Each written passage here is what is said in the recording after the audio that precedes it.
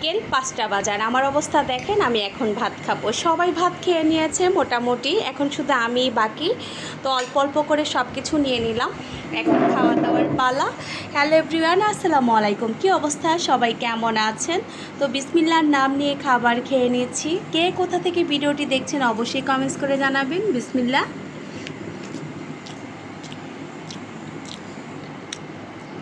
তো এখানে কয়েক পদের ভর্তা রয়েছে, ভর্তাগুলো দিয়ে আগে খেয়ে নিচ্ছি আমি। লতিটা নাকি ভীষণ মজা হচ্ছে। আমার মেয়ে বলতেছে, আম্মু লতিটা কিন্তু অনেক বেশি মজা হচ্ছে, তুমি খেয়ে দেখো।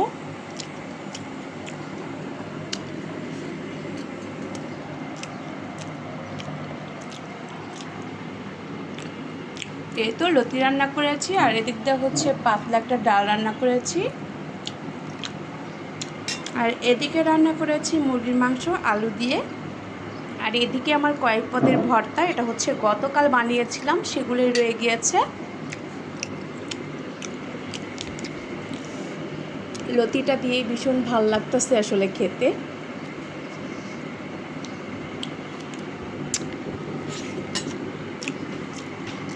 অনেক তো ভর্তা ভাটি দিয়ে ভাত খাওয়া হলো, এখন একটু মাংসটা ট্রাই করি কেমন হয়েছে। তো আমার মেয়ে বরাবরই আলু দিয়ে মাংসটা রান্না করলে পছন্দ করে, আমার ছেলেটাও পছন্দ করে। আমার ছেলে তো মাংসর ভীষণ পাগল, ওর কথা আর কি বলবো।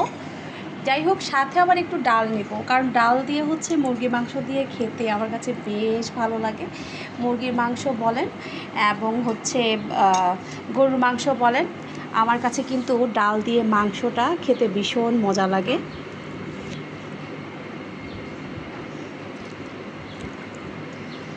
এত বেশি টায়ার্ড যে ইচ্ছেই করছে না একদমই যে একটু লেবু কেটে নেই।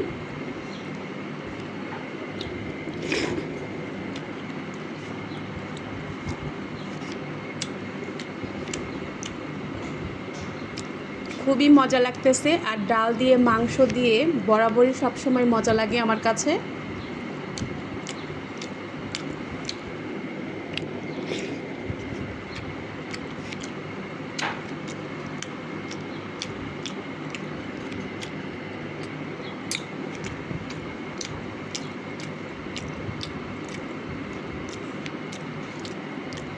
কে কোথা থেকে এতক্ষণ আমার ভিডিওটি দেখলেন অবশ্যই কমেন্টস করে জানাবেন গাইস।